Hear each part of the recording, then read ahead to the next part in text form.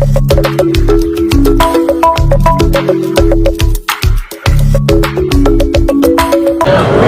et messieurs, bonjour.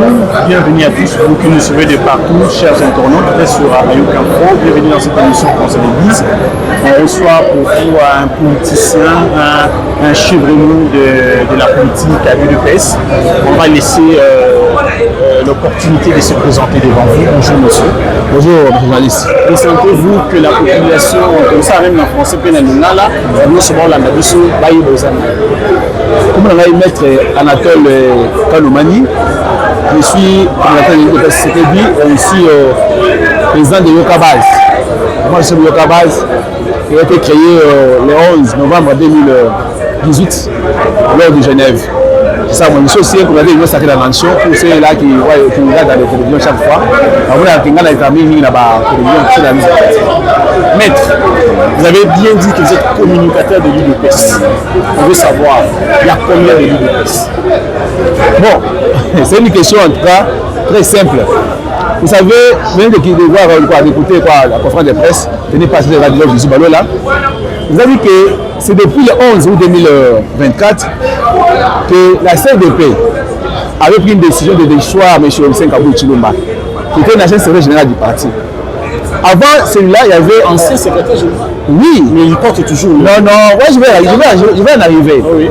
Avant Kabou, il y avait Kabounda Kabounzi, le tout puissant. Lorsque la CDP avait pris une décision, suite à sa chose au pacte du parti, le monsieur avait décidé de partir, et on nous parlons là créer son parti politique. Mais Kabou, à son tour, on a vu que ce monsieur gère le parti comme une boutique, comme sa propre maison. Et qu'est-ce qu'il faut? Il faut que le monsieur puisse partir parce qu'il avait essayé de se mettre Tosaobika au sein du parti. Et aujourd'hui, on a donné le pouvoir au CGD au Bisou Balola pour, comme président AI du parti.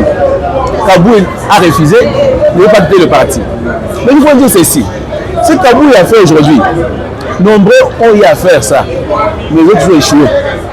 Avoir le chef du parti, ce ne veut pas dire que vous avez la confiance de tous les combattants et les combattantes. Parce que le chef se demande une maison, et aujourd'hui, il n'a aucun soutien, ni de nous les combattants, ni de la convention du parti, ni du congrès. Voilà pourquoi c'est aujourd'hui deux bisous qui engagent le parti. Vous avez vu, même si vous cliquez sur Google, qui est le CG du parti de PES, on va écrire deux bisous Balola. Un parti présidentiel avec des secrétaires généraux, un désordre bien organisé. Si deux visibles étaient vraiment secrétaire général à intérim, comme vous le dites ici, pourquoi il n'a pas accès au bureau du siège national du parti présidentiel? Pourquoi jusque-là il n'y a pas de remise et reprise? Pourquoi le président de la République, et qui est comme président du parti, il est en retrait du son poste du président de la République, parce que la Constitution interdit d'être chef de l'État et au même moment président du parti? Pourquoi il ne sait pas, il ne tranche pas jusque-là? Nous avons l'impression comme si il appelait un parti présidentiel qui est à la tête de la République démocratique du Congo, 145 territoires, 26 provinces, et déjà dans le désordre qui serait bien organisé. Bon, mon frère, en tout cas, merci pour cette question. Vous savez, on ne peut pas créer la violence, parce que Kabou ne veut pas quitter le parti, que nous, ici combattants, nous puissions partir avec la violence pour chasser M. Kabouya. Kabou, c'est comme une sentinelle. Il n'est pas comme propriétaire d'une parcelle, il est comme une sentinelle. On a mis là-bas pour garder la parcelle.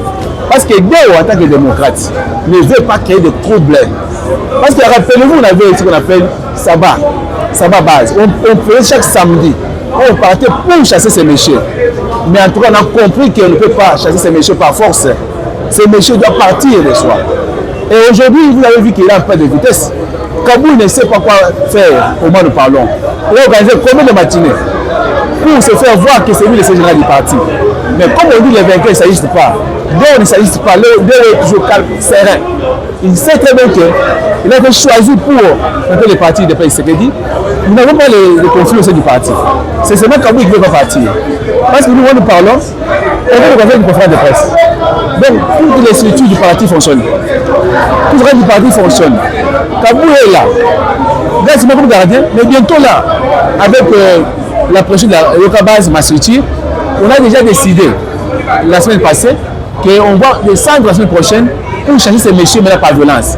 Parce que nous, on a compris que si CDP ne veut pas, si le CG ne veut pas, nous, au niveau de ma structure Yokabaz, on va partir au niveau du siège de l'UDPS à 11e mairie pour chasser ces messieurs du siège.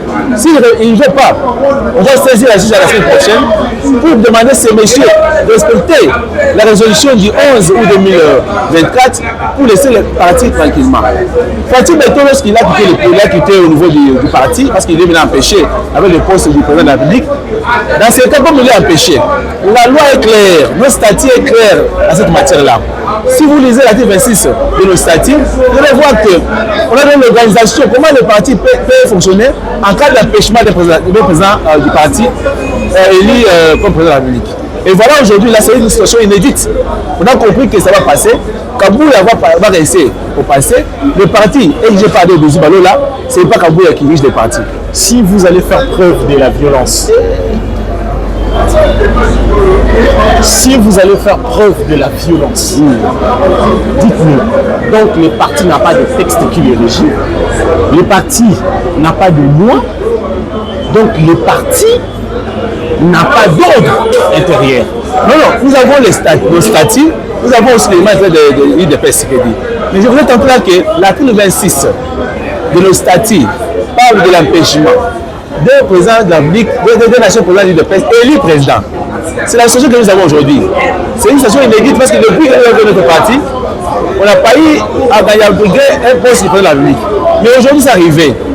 Qu'est-ce qu'il faut maintenant? Voilà pourquoi nous avons le rôle du parti CDP, qui est le rôle de contrôle. Il a demandé à M. Kabouya que non, trop c'est trop. Le parti m'a géré. Tout ça au sein du parti n'existait plus. Le Kabouya venait instaurer ça. Voilà pourquoi c'est moi nous parlons. On peut dire que nous, le Yokabaz, on va créer la violence. Parce que nous, pas la comme si on part pour bagarrer avec Kabouya. Non, on part pour chasser Kabouya au parti. Lui chasser du parti. Comme ça, on va chasser et on prend deux bisous par force, on va l'installer au niveau du siège du parti. Parce que trop c'est trop, on ne peut pas arriver les matins. Kabouya s'est dit, les mots la bouteille. Donc c'est Kabouya qui détient la signature de Bisou. Non, c'est deux bisous là. Au moins nous parlons. Hein? On a aussi les communiqués, et deux signes. Il met à la fin, c'est du parti, il n'est pas SRD. Kabouya aussi signe de manière illégale. Au moins nous parlons, on doit de notre statut. Cette situation n'est pas une situation où on peut demander la Cour constitutionnelle et le ministère de l'Intérieur. Non, c'est une situation déjà résolue par nos statuts. Parce que quand vous voyez nos statuts, on parle de tout ça. Comme ce statut n'est pas mieux, mais le statut parle. Apparemment, le ministère de l'Intérieur ne sait pas résoudre ces problèmes parce que le ministère de l'Intérieur est déjà entre les mains de l'UDPS. Non, vous savez, c'est une situation qui est déjà résolue au niveau du parti. Ce n'est pas une situation. Vous savez, lorsqu'on veut parler du ministère de l'Intérieur, seulement ils sont peut-être bloqués. Mais si nous ne sommes pas bloqués, on a organisé la conférence de presse. Chaque jour, on reçoit les gens. Chaque jour, nous parlons à des médias, on est des presse. Et nous disons que c'est deux bisous ballons qui sont les gens du parti. Chaque jour, on vient de Kananga. On était à Moujimaï. On était prêt à partir à Tchikapa partout pour réorganiser le parti. Pour dire qu'on ne dort pas. C'est Kabouya qui s'entête. C'est Kabouya qui veut instrumentaliser les gens pour nous faire du mal. Rappelez-vous aussi, on n'a pas de cas Wampanga. Wampanga a été tué par les gens mal intentionnés, envoyé par aussi une personne mal intentionnée pour faire du mal à ces messieurs. Et aujourd'hui, on entraîne encore au niveau de la mort à cause de la mauvaise foi. Et nous sommes là en train d'attendre que le jour où on va opportun, Kabouya va essayer de partir tranquillement et Dieu va prendre sa place sans problème. L'accord de Washington pour la République démocratique du Congo a instauré la paix. L'opinion parle que la RDC a été vendue. Le minerai de la RDC a été livré entre les mains des Américains. Que pensez-vous par rapport à ça? Alors que dans l'accord aussi, il n'y a pas de sanctions prévues dans l'accord. Mais la République démocratique du Congo se repose sur la parole du président Donald Trump, qui n'est qu'un locataire de maison blanche. En tout cas, merci beaucoup. Vous savez, les nombreux Congolais pensent que c'est la RDC, l'unique pays au monde qui arrive à signer les accords internationaux. Vous savez, un pays, un État en tant que sujet du droit international, lorsqu'il veut signer des accords, ne veut pas dire qu'ils veulent l'intégrité territoriale. Non, ils cèdent seulement une partie de sa souveraineté, mais pas la totalité. Pour traiter une question, par exemple, c'est la question liée à la paix. C'est depuis 30 ans que la RDC, avec notre pays, le pays est agressé.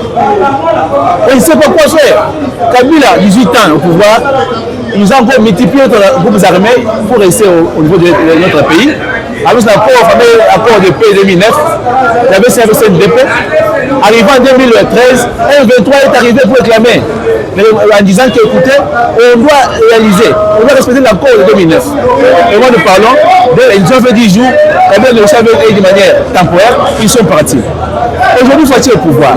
On a dit que même le scénario va continuer à se surgir dans notre pays.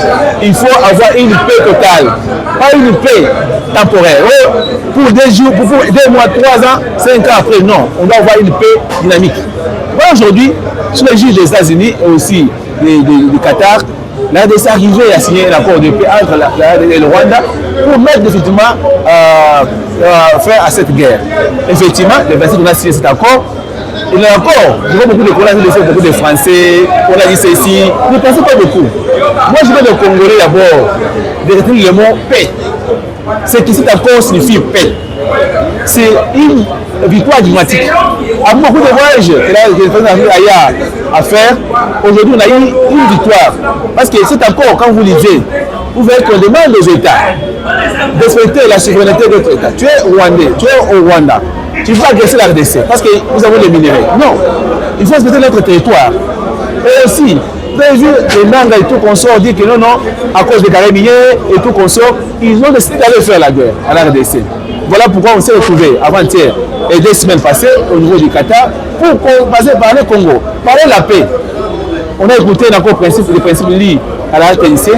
Moi, je pense que j'ai salué cet accord. Et c'est moi, comme vous avez posé la question, je demande l'applicabilité de cet accord. Parce que pour l'intérêt des Congolais, et j'avais dit autrefois que ce que le Rwanda signé, ça doit être aussi l'intérêt de la RDC et non les intérêts de notre pays. Parce que le Rwanda, c'est un petit pays. On ne peut pas créer dans le Rwanda. Mais dis-moi, faut-il ne pas citer chez les stades du Congolais. Il a voulu que tout se passe par un accord. Comme il avait pris le pouvoir par la paix, par les élections, il veut aussi à tout prix finir cette guerre. Par aussi la paix. C'est que moi je pense qu'en général, en grosso modo, c'est que c'est juste l'accord important. L'accord du 27 et l'accord d'avant-hier, c'est un accord important. Si aujourd'hui là, on arrive à mettre fin à notre pays, ça sera une victoire. Même nos enfants, un jour, vont retenir qu'il y avait un président congolais qui avait réussi au moins de mettre définitivement fin à la guerre de notre pays. Nous sommes presque à la fin, on va prendre une petite question, une dernière question. Le gouverneur Jacques Yabula, un ancien du PPRD, est devenu membre de l'UDPS et déclare que Kabila est une nation de Congolais, alors que le pouvoir du Kabila était au Rwandais et le rebelle. Lui dit non, le problème c'est le Rwanda. Convoqué à Kinshasa, il ne se présente pas, d'après les informations, porté disparu, suspendu par le ministre de l'Intérieur. Que pensez-vous par rapport à ça? Bon, merci. Vous savez, d'abord, c'est Kabouya. Kabouya a pris M. Jacques Kabula Kato. Jacques Kabula Kato qui était un kabyliste authentique, un kabyliste de mauvais goût. Mais Kabouya l'a plébiscité, un meilleur gouverneur, en le plaçant aux élections 2023. Or, nous-mêmes, on n'a pas voulu Jacques Kabula. Kabouya n'a pas pris ce match Jacques Kabula. Il a pris Bobo de Kobolongo, de l'Équateur, qui était l'ancien de PPRD. PPRD était un kabyliste. Mais Kabila l'a mené au niveau du parti pour dire que le DPS c'est pour dire que moi au départ j'avais dit Kabila n'est pas sincère au régime. Kabila, même s'il va faire quoi, il sera toujours redevable à son président Kabila. Rappelez-moi 2023. On a eu combien? Fatih a eu combien à Lumbashi au niveau de Okatanga? Au Katanga, il n'y a rien. Fatih n'avait pas beaucoup de voix. Différent même dans Masuka. Mais au niveau de Okatanga, on n'a pas eu beaucoup de voix parce que dans la cachette, Kaboul a parlé de Katumbi. Ne parlez pas de Fassi Béton. Non, non. En tout cas, quand vous êtes parti aux îles, ça c'est votre fils, M. Katumbi. Mais en public, il parlait des choses de la Fassi Béton. Et aujourd'hui, vous avez compris, lors de sa sortie médiatique, dire que Kabila est Congolais, il est Congolais tout le concert. ça montre que le monsieur, c'est un biface. C'est celui qui était là au niveau de Lubumbashi pour faire la volonté de Kabila. Et nous, le PES, on a dit ça depuis longtemps. Kabou est en train de faire venir les gens de PPRD. Au détriment des fils maison que nous sommes. On a combattu longtemps, mais pour avoir des postes de responsabilité, Kabou avait tout étouffé, il avait tout vendu. Voilà, aujourd'hui, il sort. Et j'ai apprécié beaucoup quand on l'appelait ici, il a pris fuite. J'ai compris qu'il se reproche quelque chose. Et on ne sait pas lui-même. Il y a aussi certaines dames appelées Joyce, qui ont fait d'être réhabilitées au niveau du Conseil d'État. C'est une dame kabyliste de mauvais goût. Mais quand je regarde cette dame qui était maire de la ville à l'intérim, qui rentre encore à Lubumbashi, c'est pour faire quoi? Je demande au ministre de l'Intérieur, même si on a annulé son arrêté, qui avait nommé l'actuel maire de la ville, de revoir sur le plan politique, de suspendre, de dire que cette décision doit revenir à la Cour constitutionnelle pour enlever cette décision parce qu'ils savent violer la Constitution. Merci beaucoup. Merci beaucoup, Maître, pour votre disponibilité. Merci. Je sais qu'on aura encore besoin de vous dans les prochaines émissions pour parler d'autres sujets d'actualité. À tout moment que vous allez avoir besoin de moi, même si vous avez pris à pied le 20 mai, du moins, on a répondu. Comme on est là, de la population congolaise, on est là pour parler Congo, parler notre parti politique, UDPS. À tout moment que vous avez besoin de moi, je suis disponible. Merci, fidèles téléspectateurs, fidèles internautes. Nous remercions votre disponibilité. Ne manquez pas à aimer et à partager cette très belle émission, une belle analyse. On se retrouve au prochain.